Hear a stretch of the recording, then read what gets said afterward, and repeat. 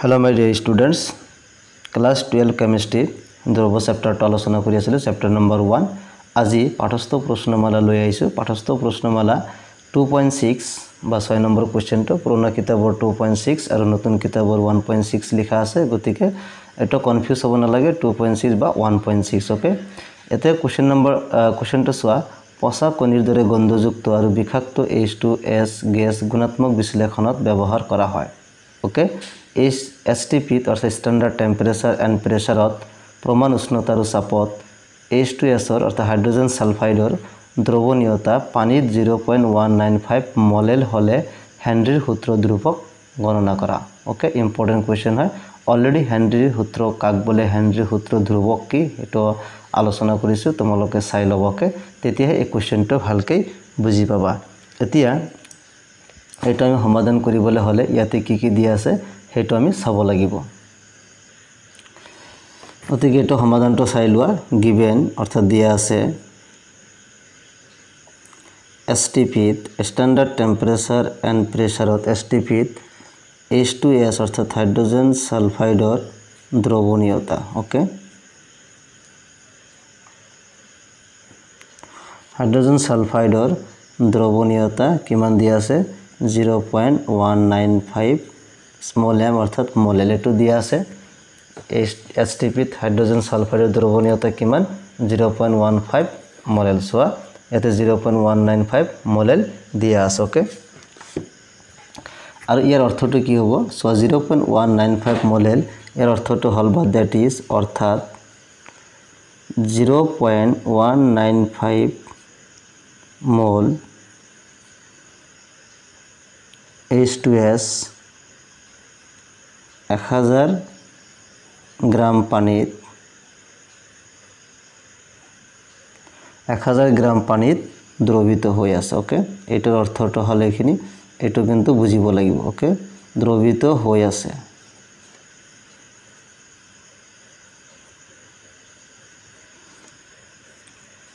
okay 0.195 মোলেল অর্থাৎ মোলেলিটি বুঝা হয়েছে মোলেলিটি মানে কি দ্ৰব্যৰ মোল বাই কেজি এককত দ্ৰাবকৰ আয়তন কেজি হিচাপে দ্ৰাবকৰ ভৰ আয়তন নহয় কেজি হিচাপে কি আছিল দ্ৰাবকৰ ভৰ আছিল দ্ৰাবকটো সদায় পানী ব্যৱহাৰ কৰা হৈছে 0.195 মোলেল মানে 0.195 মোল অৰ্থাৎ কেজি হিচাপে দ্ৰাবকৰ ভৰ অৰ্থাৎ 1 কেজি দ্ৰাবক 1 কেজি পানীত সেই কাৰণে 1000 গ্ৰাম পানী কাৰণ 1 কেজি পানী গ্ৰামত ললে কি 1000 গ্ৰাম সেই কাৰণে 1000 গ্রাম পানী দ্রবিত হৈ আছে অর্থাৎ 0.195 মোল হাইড্রোজেন সালফাইড H2S 1000 গ্রাম পানী দ্রবিত হৈ আছে এটা হৈছে স্মল m ৰ তাৎপৰ্য বা অৰ্থ মোলেলিটি ওকে 0.195 মোল 1000 গ্রাম পানী অর্থাৎ 1 কেজি পানীত কি হৈ আছে দ্রবিত হৈ আছে এটা আমি ফৰ্মুলা পৰাই পাও দ্ৰব্যৰ মোল বাই কেজি হিচাপে দ্ৰাবকৰ ভৰ সেই সূত্ৰৰ পৰা আমি এইটো লিখিব পাৰো ওকে গতিকে এতিয়া আমি পানীৰ মোলটো উলিয়াই লওঁ যেহেতু ইয়াতে কি আছে পানীৰ লগত দ্ৰৱ বনোৱা হৈছে পানীৰ সৈতে তে পানীৰ মোলটো আমি উলিয়াই লম ওকে সো পানীৰ মোল ইকুৱেল টু দিয়া ভৰ কিমান 1000 গ্ৰাম আৰু পানীৰ মোলাৰ ভৰ কিমান 18 গ্ৰাম পাৰ মোল এইটো আমি জানো হাইড্ৰোজেন 2 অক্সিজেন 16 2 যোগ কৰলে কিমান 18 গতিকে পানীৰ মোলৰ ফৰ্মুলা কি আছিল গিভেন মাস বাই মোলাৰ মাস প্ৰদত্ত ভৰ বাই মোলাৰ ভৰ প্ৰদত্ত ভৰ কিমান 1000 গ্ৰাম আৰু 18 গ্ৰাম আৰু গ্ৰাম কেনসেল 1000 ক 18 যদি আমি ডিভাইড কৰো তেনেহলে কিমান পাও 55.55 পাৰ মোল টুকৰত গলে কি হ'ব মোল হ'বগে অৰ্থাৎ পানীৰ মোল কিমান পালো 55.55 মোল ওকে গতিকে H2S ৰ মোল ভগ্নাংশটো উলিয়াম কাৰণ হেনৰিৰ সূত্ৰ ধ্ৰুৱক উলিয়াবলৈ মোল ভগ্নাংশ লাগিব আকৌ মোল ভগ্নাংশৰ কাৰণে প্ৰতিটো উপাংশৰ মোল লাগিবকে গতি H2S ৰ মোল ভগ্নাংশ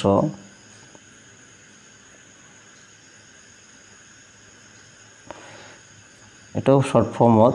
XH2S ওকে এটো বুজাইছে H2S ৰ কি মোল ভগ্নাংশকে মোল ভগ্নাংশ কি আহিব তেনে হলে H2S ৰ মোল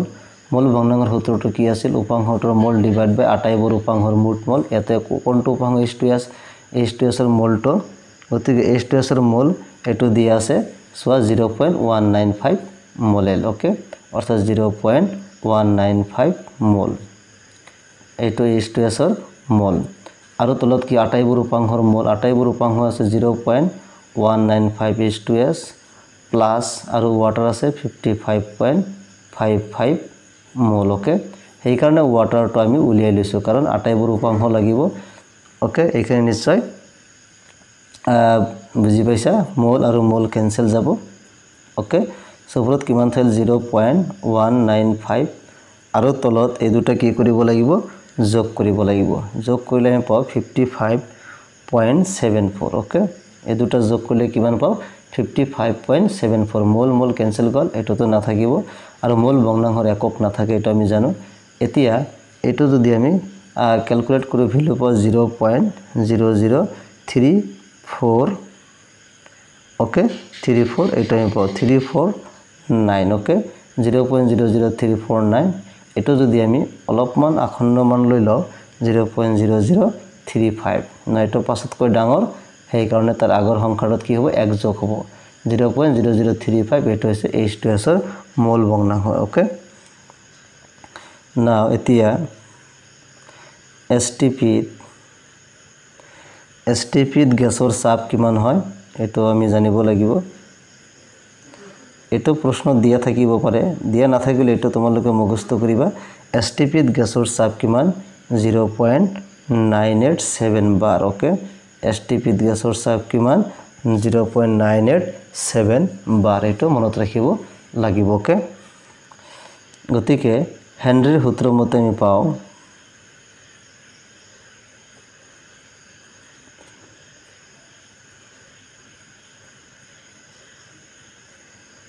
গতিকে হেনৰিৰ সূত্ৰ মতে বা হেনৰিৰ সূত্ৰ অনুসৰি কি লিখিব পাৰো পাৰ্শিয়াল প্ৰেসাৰ pH2S ইকুয়াল টু হেনৰিৰ সূত্ৰ ধ্ৰুবক Kh আৰু মোল ভগ্নাংশ xH2S ওকে যেহেতু ইয়াতে H2S গতিকে মোল ভগ্নাংশ তলত H2S লিখিছো এনে হেনৰিৰ সূত্ৰ ধ্ৰুবক কি আছিল p equal to Kh x আছিল এটো ইন জেনাৰেল যেতিয়া আমি H2S গ্যাস কল্পনা কৰিছো ইয়াতে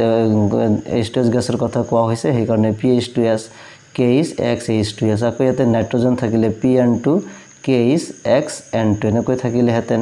অৰ্থাৎ বেলেগ বেলেগ গ্যাসৰ কাৰণে বেলেগ বেলেগ এনেকৈ মেন ফৰ্মুলাটো হলে এটো জাস্ট আমি গ্যাস বিলাক চেঞ্জ কৰিলে ইয়াতে গ্যাস বিলাক আমি লিখিব লাগিব ওকে ইমপ্লাইজ ইয়াৰ পৰা যেহেতু আমি হেনৰিৰ সূত্ৰ ধ্ৰুবক উলিয়াব কৈছে গতিকে Kh আমি বাও পক্ষত আনিম তেনেহলে pH2S টো ওপৰত যাব আৰু মোল ভগ্নাংশ H2S টো কত আহিব তলত আহিব ওকে এতিয়া pH2S ৰ মানটো বহাই দিব লাগিব পাৰ্শিয়াল প্ৰেসাৰ কিমান দিয়া আছে এটো STP গ্যাসৰ চাপ 0.987 bar এটো H2S গ্যাসৰ চাপ যিকোনো গ্যাসৰ ক্ষেত্ৰতে হ'ব এটো 0.987 bar ওকে এটো হৈ গল এটো জানিব লাগিব আৰু মোল ভগ্নাংশ কিমান উলিয়াইছে মোল ভগ্নাংশ 0.0035 ওকে মোল ভগ্নাংশ কিমান 0.0035 ক্লিয়াৰ এখিনি নিশ্চয় বুজি পাইছা জাস্ট মান বিলাক বহুৱাই দিলো এতিয়া আমি দশমিকটো উঠাই দিম 987 ইনটু তলত 1 2 3 4 ঘৰ আগত শূন্য আছে গতিকে চাৰিটা শূন্য লমেতে 10000 ওপৰত কিমান আহিব 10000 ওকে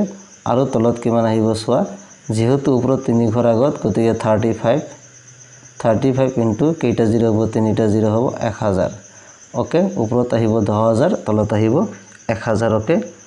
0 0 ক্যান্সেল 0 0 ক্যান্সেল 0 0 ক্যান্সেল গল গতিকে 9870 থাকিব ওপৰত থাকিব আমাৰ 9870 আৰু তলত থাকিব কিমান 35 আৰু এককটো কি থাকিব বাৰ কাৰণ বাৰ এককটো আছে সাইডত লিখিব পাৰা এককটো কি থাকিব বাৰ থাকিব ওকে এতিয়া এইটো ক্যালকুলেশন কৰিলে আমি পাও 282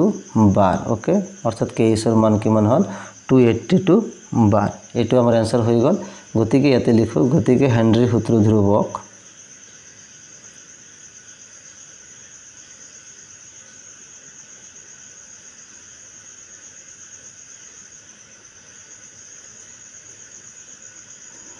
গতিকে হেনৰিৰ সূত্ৰ ধ্ৰুবক কিমান পালো আমি 282 বাৰ পালো ওকে এইটো হৈছে আমাৰ হেনৰীৰ সূত্ৰ ধ্ৰুৱক এনেকৈ তোমালোকে সমাধান কৰিব লাগিব অলপমান প্ৰেক্টিস কৰিব লাগিব 1 নম্বৰটো হৈ গল